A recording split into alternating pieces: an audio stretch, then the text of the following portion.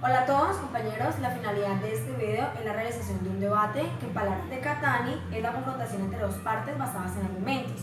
Este video cumple a la tercera estrategia del área de filosofía política y se basa principalmente en los conflictos armados que ha vivido Colombia en los últimos años. Este debate está conformado por los siguientes integrantes: Natalia Murcia, Dayana Ayala, Samuel González Pineda, Reina González, y hacemos parte del CAU de Villavicencio. Este video será orientado por 4 preguntas. La primera pregunta es: ¿cuáles son las causas estructurales que dieron origen al conflicto armado interno en Colombia? una de las principales causas fue la toma de tierras. El factor agrario era uno de los principales momentos en donde la guerrilla y el Estado iniciaban sus conflictos, afectando totalmente la parte de la vivienda, la alimentación y el trabajo. Entonces, a partir de esto, también se desencadena el capitalismo, que era una también de las causas por las que surgían los ejércitos insurgentes, quienes encadenaban conflictos, y por eso era que habían tantas guerras en esta época. Dayana. Yo considero que, complementando lo que dice Natalia, considero que una de las causas principales del conflicto armado en su origen es la tenencia de tierras, ya que los grandes terratenientes les quitaban las tierras a las personas minifundistas. Además de esto, a raíz a partir de estas situaciones empezó la lucha de clases, ya que las personas que tenían altos mandatos empezaron a enriquecerse de acuerdo a costa de las tierras y de las cosas que le robaban a los más necesitados. Y en segundo lugar, considero que otra causa del conflicto armado fue la guerra bipartidista que se dio entre los liberales y los conservadores, ya que los conservadores iniciaron la matanza contra los liberales, ya que ellos no estaban de acuerdo con sus ideales progresistas hacia el pueblo. Además de esto, se vio involucrada la Iglesia como gran influencia contra los liberales, ya que ellos tampoco estaban de acuerdo con los ideales de los liberales, y ya que si ellos estaban de acuerdo, la Iglesia perdía poder en el pueblo. Okay, sí, bueno, yo estoy de acuerdo en parte con lo que dice Dayana, pero según lo que dice Bastallá, en el PDF que nos enviaron, en Memorias de la Guerra y Dignidad, también avisa y afirma que la primera ola de violencia que se vio en Colombia fue en 1982, en donde pues la guerrilla se expandió, ¿sí? Grupos como el ELN, las FARC y este tipo de grupos armados pues generaron pues los primeros de narcotráfico, entonces pidiendo asimismo a las vacunas al tipo de personas como los terratenientes.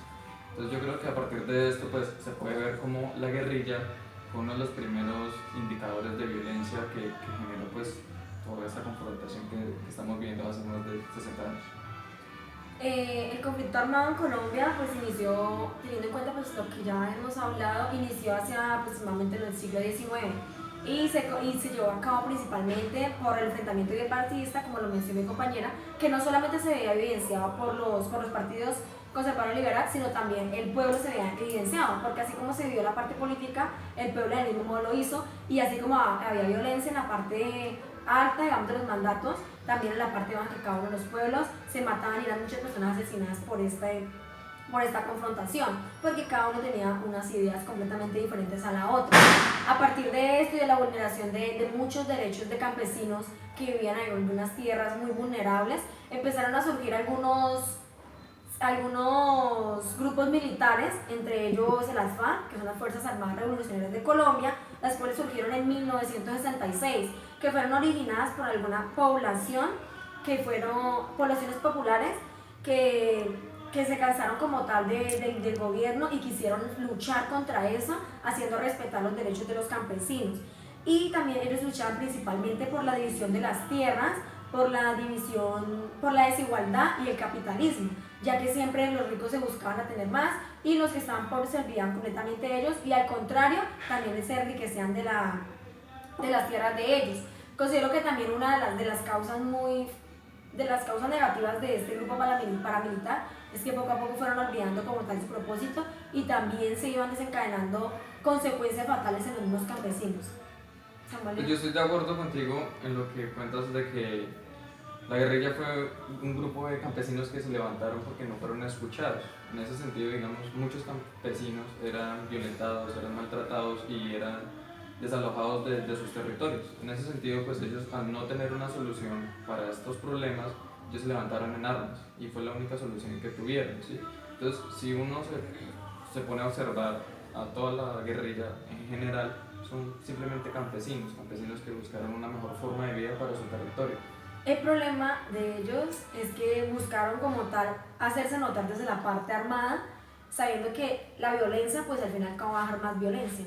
Entonces creo que ese como tal fue el desencadenamiento de todo el conflicto que se ha venido originando desde muchos años atrás en Colombia. Sí, ese fue el error básicamente de ellos. Ellos no lo hicieron de una manera amable ni de una manera pacífica, sino que fue directamente en el arma.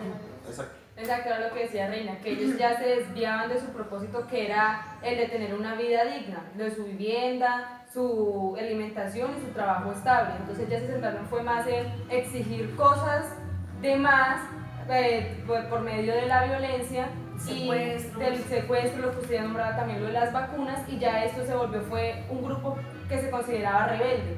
Entonces ya no se veía pronto como un grupo que exigía sus derechos, sino ya como algo que ya los estados ya lo rechazaban, que ya por sus mismas acciones militares. Lo que pasa es que ellos buscaban sus derechos violentando los derechos de otros. Y ahí yo considero que fue en ese momento cuando ya empezaron a hacerse notar a través de la violencia que se originó continuamente más violencia en el país. Pero bueno, yo considero que no fueron todas las guerrillas. Digamos que hubieron muchos grupos dentro de la guerrilla como el M-19 y bueno, muchos otros que digamos desde un comienzo no se armaron armas para obligar digamos, a la sociedad, obligar a los políticos a estar de su parte, simplemente se unieron en armas para hacerse escuchar. Sí, simplemente, digamos, si tú te acercas a lugares de este tipo de zonas, tú puedes ver cómo ellos son los mismos agricultores, ellos son los mismos que crean las carreteras.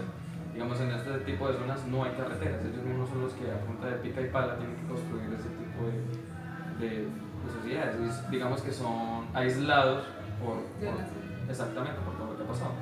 Yo considero, estoy de acuerdo con lo que dice Samuel, que dicen que se apoyaron en armas para hacer respetar sus derechos, porque como lo había dicho yo anteriormente, los conservadores estaban en contra de ellos y estaban en una matanza constante para deshacer sus ideales y sus propuestas políticas. Entonces yo considero que ellos actuaron de esa manera en cuanto a las armas para poder hacer pues, una forma de defenderse. Sí, yo lo veo es como levantar la voz. Tú no me estás escuchando, tú eres mi jefe, tú eres el que me rige a mí, pero tú no me escuchas las opciones que yo te estoy pidiendo. Entonces, o que me respetes en ciertos aspectos de mi vida. Entonces lo que yo hago es levantar la voz. Ellos lo hicieron al momento de levantarse como arma, como protesta militar, una protesta militar. bien. Sigamos con la segunda pregunta, la cual es: ¿cuáles deben ser las acciones que debe tomar el Estado colombiano, la sociedad y los combatientes para generar la construcción de la paz en Colombia? ¿Cuáles creen ustedes que deben ser esas acciones que se puedan tomar para lograr una construcción de la paz en Colombia? Pues bueno, yo creo que para generar, pues, digamos, un proceso de paz exitoso, es necesario tener en cuenta a toda la sociedad. Hago entender, el Estado tiene o debe posibilitar la oportunidad de que todos alcemos la voz, de que todos podamos aportar nuestras ideas desde ámbitos sociales, desde ámbitos psicológicos, y así poder construir no una paz, sino al menos un perdón para todas estas personas que en algún momento hicieron daño, y tanto daño en más de 60 años que se ha vivido. Yo pienso que asumir el conflicto como una oportunidad también puede aportar a generar la paz, ya que si de pronto, bueno, del conflicto podemos sacar lo positivo, entonces aprender a ver cómo nosotros reaccionamos y cómo podemos manejar nuestras emociones frente a los conflictos, porque los conflictos se dan en todo nuestro diario vivir. Por eso es que se dice que la paz no es solo ir a firmar allá un papel y se dio la paz está en cada uno de nosotros. Por eso es que cada acción que nosotros llevamos a cabo estamos aportando o estamos quitando a ese proceso. Indirectamente de las personas que estuvieron o no involucradas, yo creo que también desde el perdón desde el perdonar y desde que ellos mismos sean conscientes de todo lo que hicieron y pidan perdón, yo creo que desde ahí empezaría lo que tú dices, la paz. Porque si ellos tienen en cuenta todo lo malo que han hecho y tienen en cuenta pues, que deben perdonar a la sociedad y al pueblo que fue maltratado también directamente por ellos, desde ahí sería como un escalón más para pues, poder asumir lo que es realmente un tratado de paz. Yo considero que no solamente se trata de pedir perdón. Yo creo que esa podría ser una acción, pero no solamente reducirse como tal a pedir perdón y ya hicimos la paz. Se trata de realizar como tal varias acciones que vayan mucho más allá, en la parte de más a fondo de lograr la paz. Teniendo en cuenta que la construcción de la paz se refiere a un conjunto de acciones, ¿sí? De varias acciones que varios realizan, porque no se puede realizar solamente teniendo en cuenta a unos cuantos, sino todos. Teniendo en cuenta esto, consulté en la Escuela de Cultura de Paz de Barcelona en el año 2015, en el cual plantea varias acciones, las cuales en Colombia se pueden ejecutar para realizar un tratado de paz o una construcción de paz de manera más amena. La primera de esas acciones decía, intentar limitar la violencia, las armas y las consecuencias directas de ellas. O sea, primer momento para lograr una paz con esas personas que están como tal emergiendo la guerra en Colombia es hacer primero como un paro armado, ¿sí? O sea, dejar como tal a un lado las armas y entender de que la violencia siempre va a dar a más violencia, entonces la mejor manera va a ser entrar a un diálogo con esas personas. La segunda acción que considero es la perspectiva que tengan en cuenta. Que tengan en cuenta la seguridad básica, el apoyo a los procesos políticos, el apoyo a los servicios básicos de las personas. No podemos olvidar también las personas que han sido afectadas directamente por la violencia. El apoyo al restablecimiento de funciones gubernamentales, ya que los gobernadores y muchas partes políticas están como también de parte de ellos, en la parte de que ellos se enriquecen también del pueblo y están haciendo también violencia de una u otra manera. Entonces, recordar a ellos como tal cuáles son sus funciones legales y también la parte, enfocarse en la parte política del pueblo. Y la última acción que considero que podría ser posible es fomentar la educación para la paz.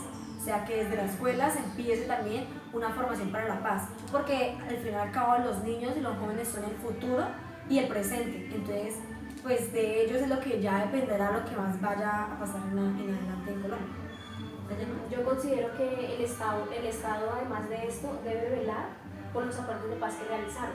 Además de esto, debe garantizar el bienestar y el proceso de las personas, de los excombatientes a la vida civil. Es necesario que la sociedad sea abierta y tolerante frente a estas personas, ya que ellos están tratando de reintegrarse nuevamente y yo considero que es necesario tratarlas con respeto, ser tolerantes frente a esto, que no ocasionemos más violencia ni rechazo frente a esas personas, ya que de esta manera se puede iniciar un proceso de paz. Yo estoy de acuerdo con lo que decía Yana y también ahí me ponía un poco a lo que decía Reina en cuanto a que no es solo el perdón.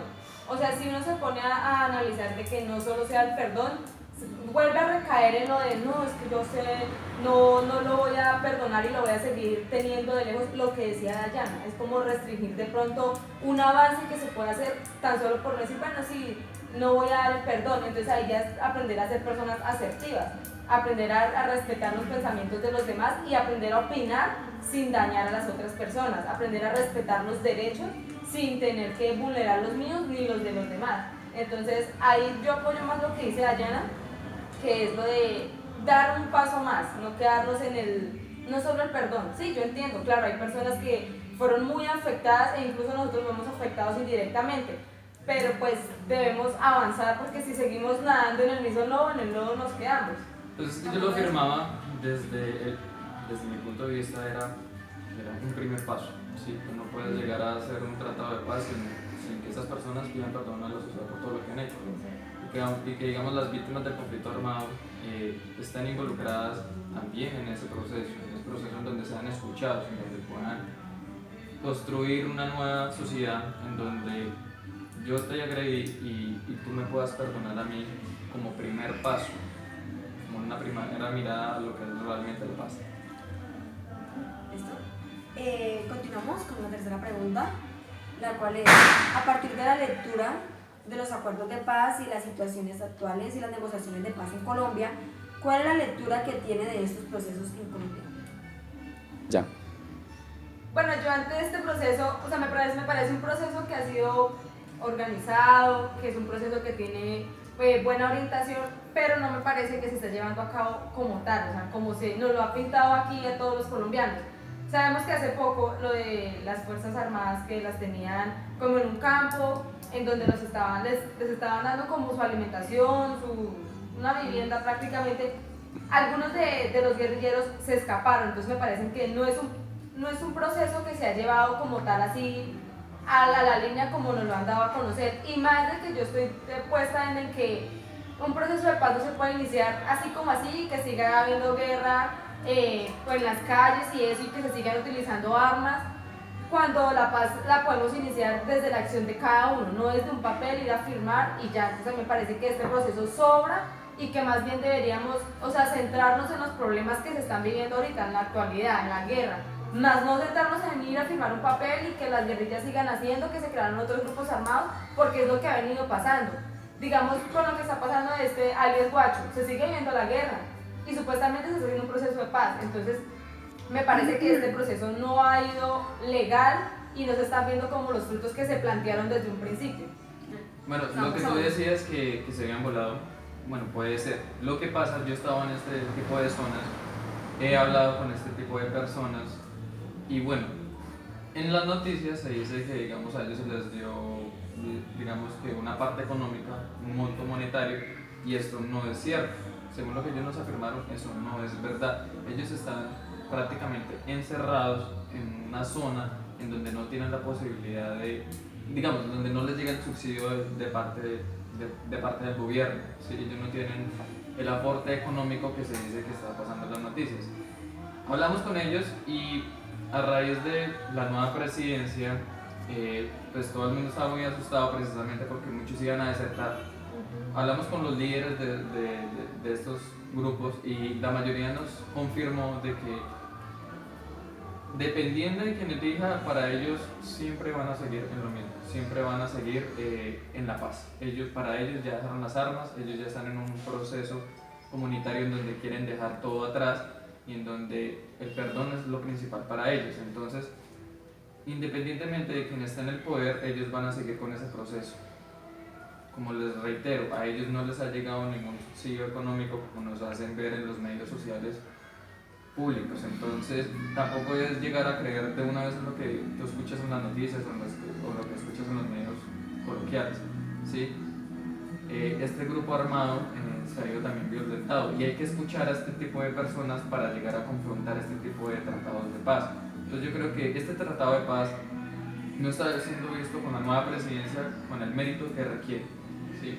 Necesita que estas personas sean más escuchadas, sean llegadas como personas, indirectamente que hayan sido asesinos o secuestradores. También hay que verlos desde el punto de personas, porque muchos de ellos fueron obligados a estar ahí, desde pequeños fueron arrebatados desde su hogar para estar en estas filas, ¿sí?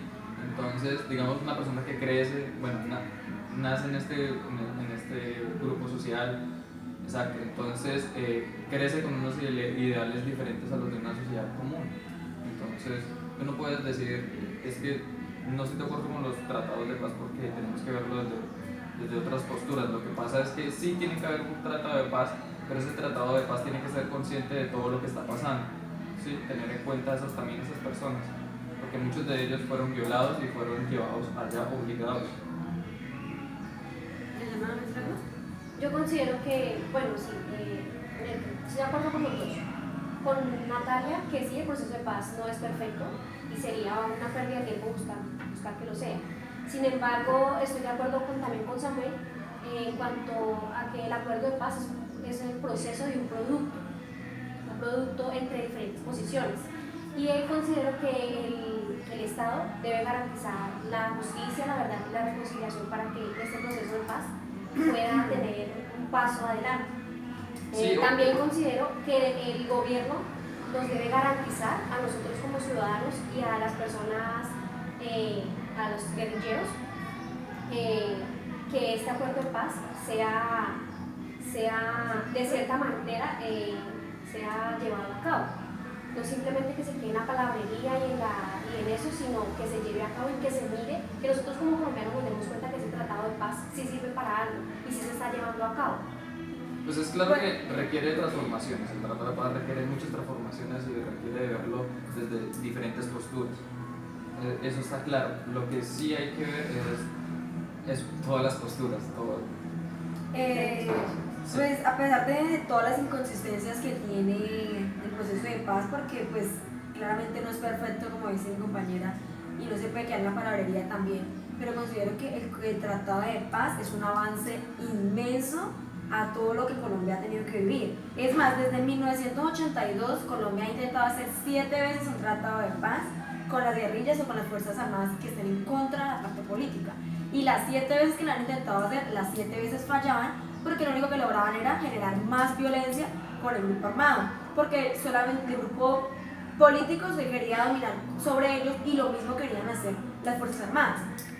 Considero que lo que hizo el presidente Juan Manuel Santos en cuanto al proceso de paz fue un avance, o sea, aunque nosotros como secundarios o con eso no estamos tan inmersos como tal en lo que haya pasado, no hemos sufrido nosotros como tal la violencia, muchos de nuestros vecinos, nuestra familia sí lo hicieron. Y entonces este tratado de paz sí ha generado cambio en cuanto a muchas noticias que también se han escuchado, en cuanto también a muchos grupos que han hablado ya de que sí quieren avanzar frente a la paz.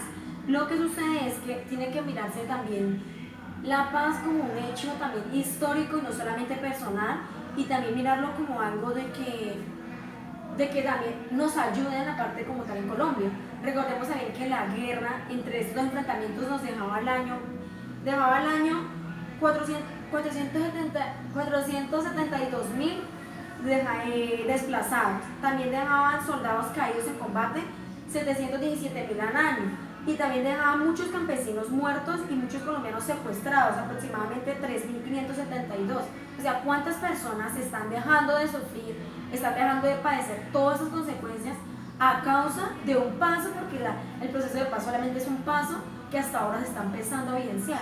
Quizás con el gobierno que se está realizando en este momento, que ya con la presidencia de Duque, no se le está dando la importancia que necesita. Pero en su momento se pensó como un gran avance, más no como una acción inmediata, sino como solamente un paso a un proceso, porque es un proceso que con el tiempo se va a ir ejecutando. Supongo que también va a ser así. Sí, es que yo entiendo que no es de pronto algo inmediato que ya se firmó y todo el mundo dejó las armas, ¿no? Pero entonces si se está hablando de un cese de armas, en cuanto ya se está poniendo, bueno, con los presidentes, no sé cómo sea la organización de las guerrillas, va un representante, se supone que si ya se está hablando de esto, cuando se estaba hablando ya del cese de armas, aún seguían combatiendo. Entonces, o sea, esas son las inconsistencias que yo veo. O sea, no que yo digo que ya se tiene que haber toda la paz en Colombia pues porque se firmó algo, sino que mientras se están haciendo estos acuerdos, se siguen haciendo atentados a los policías, se siguen sacando a las personas de sus tierras, que no lo hacen público, obviamente, porque yo creo que de pronto a la nación no le conviene que están en un tratado de paz y lo están sacando por las noticias, porque sabemos cómo es el pueblo revolucionario, y volveríamos a recaer en que de pronto, porque las personas también se centran en lo económico. Sabemos que nosotros los colombianos mediante los impuestos estamos sosteniendo las negociaciones cuando estaban en La Habana. Entonces, partiendo nomás de ahí y viendo que el tiempo, el dinero y todo se está gastando y se sigue viendo prácticamente no lo mismo, digamos que algo de la guerra.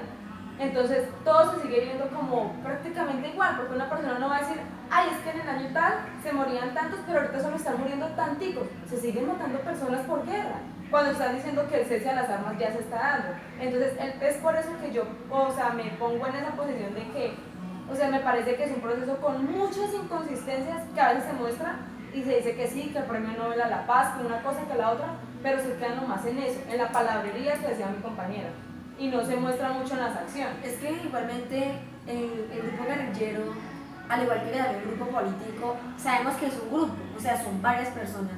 Y entonces no podemos llegar a un punto en el que todos piensen de la misma manera. No todos, ni siquiera que nosotros 4 podemos estar pensando en la misma cosa, con ellos sería lo mismo.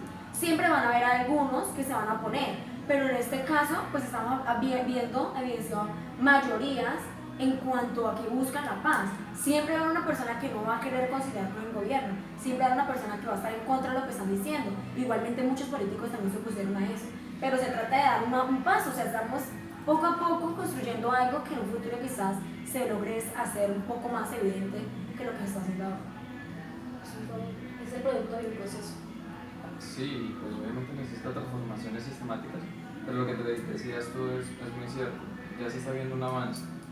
Digamos, siempre va a haber violencia, siempre va a haber maltrato a algunas personas, siempre va a haber eso en cualquier país, siempre va a haber, igual que la violencia, siempre va a haber pobreza, siempre va a haber estar el rico, siempre va a estar el pobre, siempre va a haber ese contraste de economía y de grupos sociales. Bueno, concluyendo ya con la última pregunta, sería, ¿cuál es el papel que tiene la escuela colombiana en la construcción de la paz en Colombia? Yo considero que las escuelas colombianas tienen como propósito fundamental vivenciar con los estudiantes los valores como el respeto, como el amor, como la tolerancia y además de esto la honestidad, ya que a través de estos valores se permite o se construye una sana convivencia y un ambiente en paz. Además de esto considero que la escuela debe utilizar el diálogo y debe enseñar a los niños a solucionar sus conflictos de la mejor manera sin afectar el bienestar de los otros, ni el propio ni el de los demás. Sí, yo considero que, la escuela, entre muchas cosas, es un dispositivo esencial, ¿sí?, para la construcción de la paz, para una construcción verdadera, porque es desde allí donde se consigue al estudiante, se consigue al sujeto de interiorización para que pueda haber pues, las mejores relaciones humanas y asimismo afrontarlas, ¿sí?, tanto desde víctima como victimario.